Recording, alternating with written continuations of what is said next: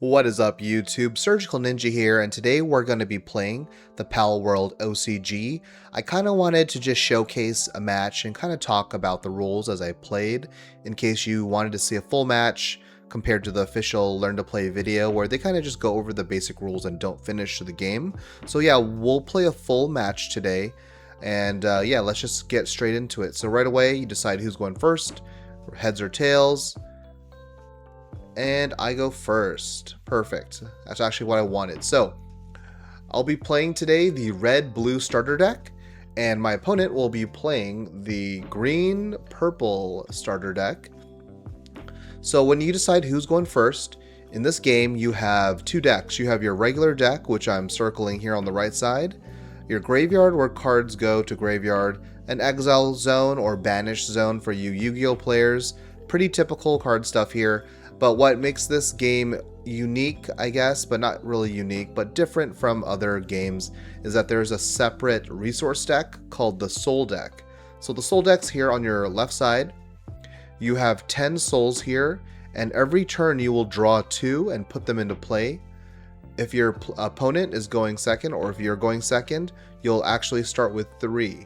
So you'll start with 3. So on right here, you see how many souls I have. Souls, I got 2. So every turn you get 2 after the first turn. Okay, so going over card anatomy. Here's a card here. We got the Hanyu Christ.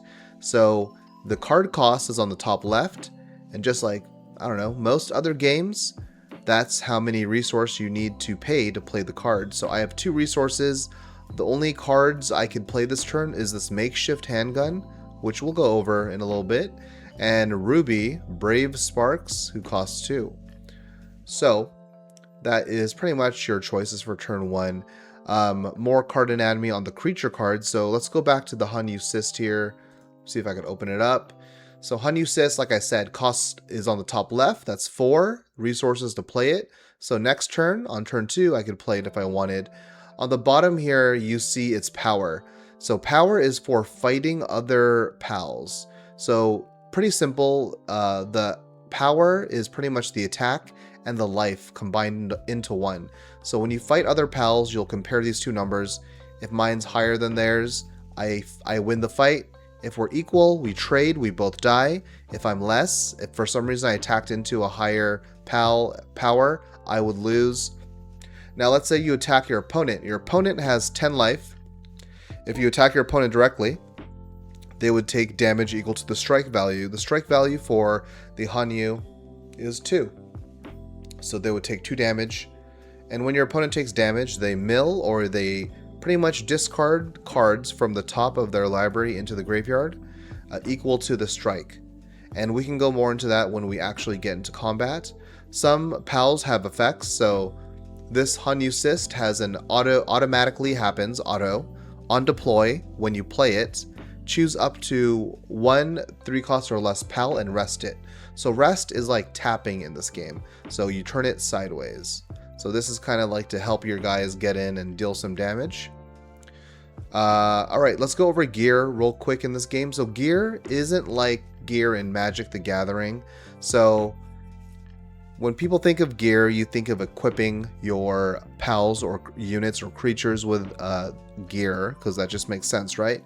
Here, the gear, that rhymed, has an ability. So this one, this makeshift handgun, has an automatic ability on deploy. So when it comes into the field, choose up to 1 pal and deal 500 damage to it.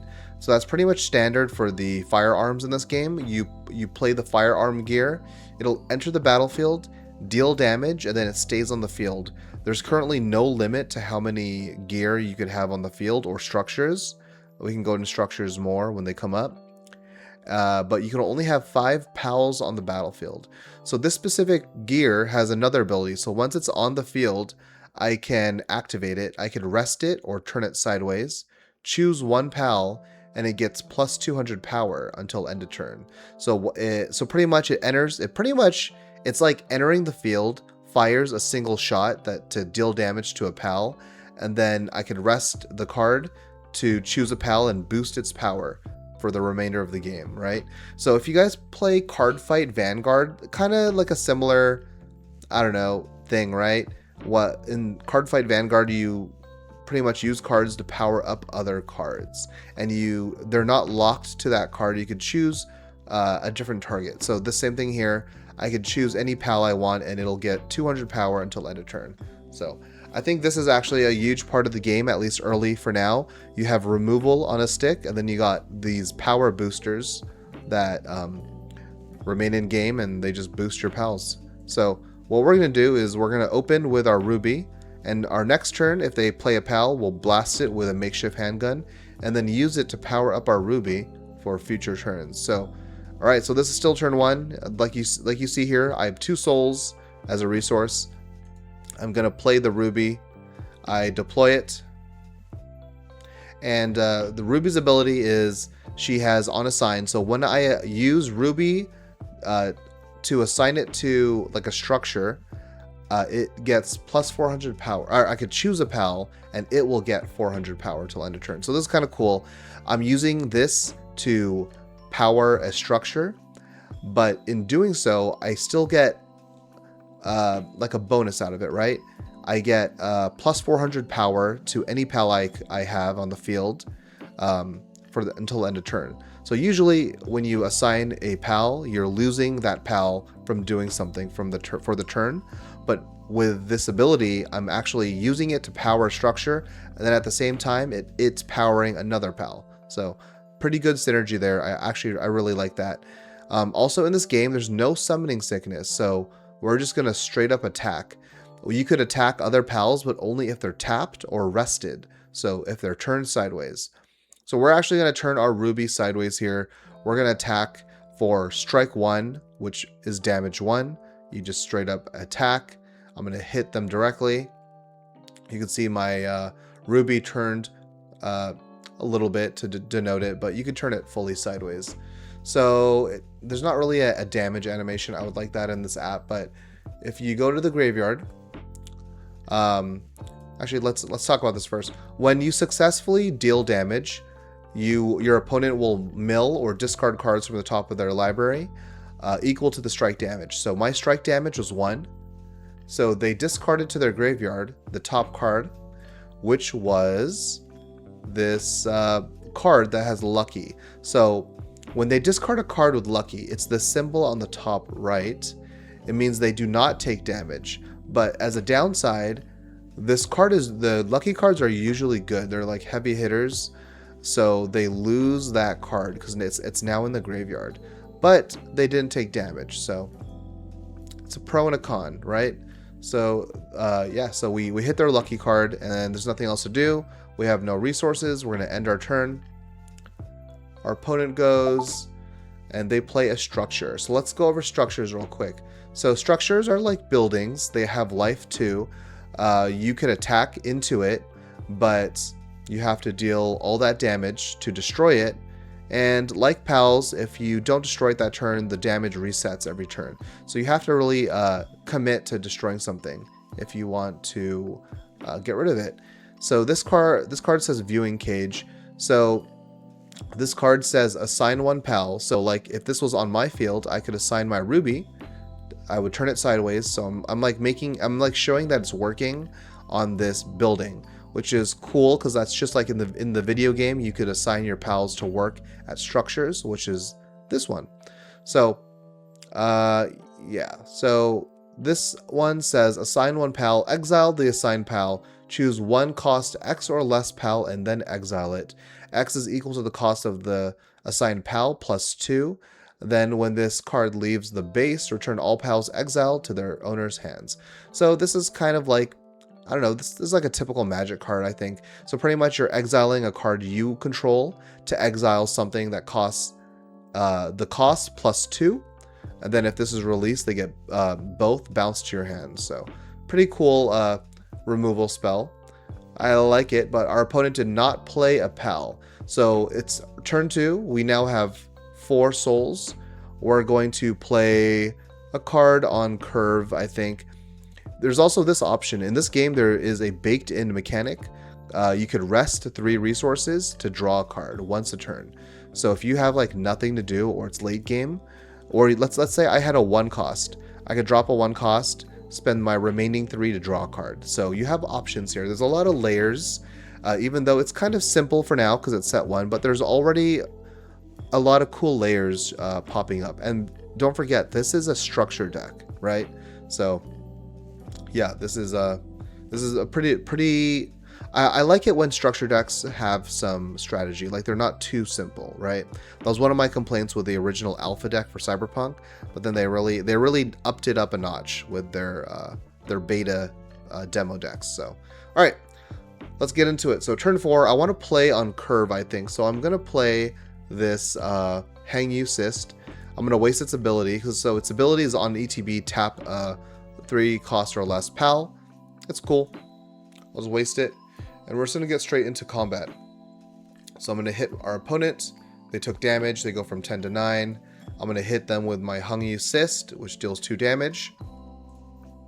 And they took it. So then if you look in the graveyard here, you see they discarded cards here.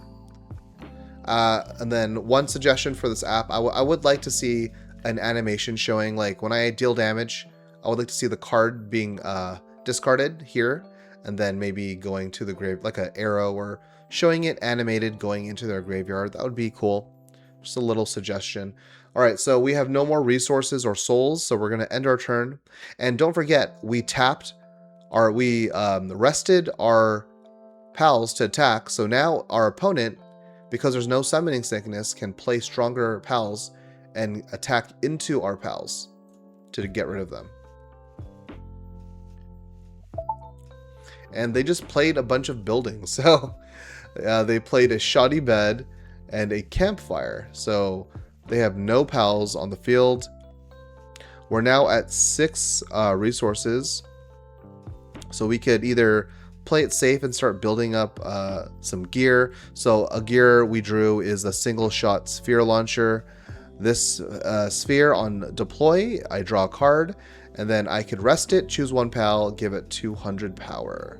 So this one's a little draw engine that has a boost. I think, though, with 6, I think what we're going to do is this, though. We're just going to deploy our Balmy Magma. We're going to rest 3 to draw a card. And now we have no resources left. And then we're just going to attack in. I don't want to put too strong creatures out, because your opponent can also shoot them with their own weapons. There's like a single shot rifle that deals 1500 damage. So alright, so we have our opponent at 3 life. If they don't have any answer, they're just gonna lose. So we'll end turn here. Alright, so they played a pal, and they're attacking straight to my life. So Twilight Messenger attacking me for 2. Respond before it resolves. So I'm going to do something to show you guys these cards. These cards are in all the structure decks. You have a card. You can pay 1 and discard the card, or discard the card and discard another card to pretty much negate an attack. So I'm going to do that. I'm going to play Bushy, which is this card right here, which says I can pay 1 resource and discard Bushy, or discard Bushy and discard another card. So I'm going to have to discard another card. It's kind of like Force of Will from Magic the Gathering. I'll discard that mirror. So I did not take any damage. This card, though, has an ability. When it's rested, it turns it into night. So it's like there's a day and night cycle in this game. Cards can get better or worse depending on the cycle. So yeah. Let's see. So we could shoot it for 500, but it won't kill it. So let's see, what can we do here? We actually have no card strong enough to kill that, right? Because I have a Balmy Magma at 500 power, a Frigid Wanderer at 600. So none of those would kill it. I could play this Suzuka Aqua. It's 1200 power, which would attack into it and defeat it. So I think that might be our best play. We have 8 power total. Another thing you could do, which would not be, in my opinion, I don't think this would be as optimal. I could play both single sphere launchers. So I would draw 1 for each one. So if I played both, I'd draw 2. And then I could use them to buff a pal by 200, so 400. I could turn my Hangyu Cyst into 1,000 power, which would defeat that. And then those would be on the field. I would have 2 resources left, and I could play a makeshift handgun, I guess. But I think this is probably the stronger play here. If we need the card draw on the next turn when we have 10 resources or 10 souls, we could pay 3 to draw 1, see what we draw, and then depending on that, we could do the sphere launchers. All right, so we're gonna do combat for the first time this game. I'm going to attack with my Suzaku Aqua, and this card, like Magic, has Vigilance, and just like Magic, I will untap it. Or actually, in Magic, it doesn't even tap, but in this game, Vigilance means that at the end of the turn, I pretty much turn it back up, or standing vertical. Is that it? So that you can attack and not worry about your opponent attacking into it. So, all right, let's attack. I'm going to attack our Twilight Messenger here, and we win. You just compare the 2 cards. You see I have 900 damage marked on the card, which will get cleared at the end of the turn. Our opponent has 3 life, so if they take damage here and do not hit a lucky card, that's just game. So we'll see here. So we attack them. Looks like they had a lucky card because they are still... Oh, wait. It did not go through. Attack.